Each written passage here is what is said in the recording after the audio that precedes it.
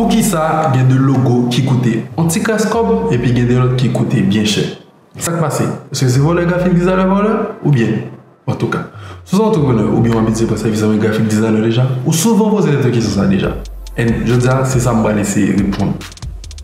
Parmi toutes les bagailles qui a fait pour y augmenter, tant qu'industrie, objectif là, public cible, délai, etc. Il y a des créativités qui jouent un rôle dans le prix et un logo. Ok, ça fait ça.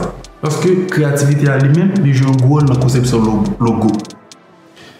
Conception logo, c'est 95% créativité et puis 5% outils. Donc, le logiciel va utiliser, Illustrator, etc. Machin, c'est 5% lié dans la conception logo.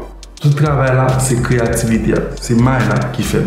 Donc, et comme créativité, par exemple, designer a choisi de taxer whatever pour élever. Jacques a choisi de taxer $10 et Jacques a choisi de taxer $1000.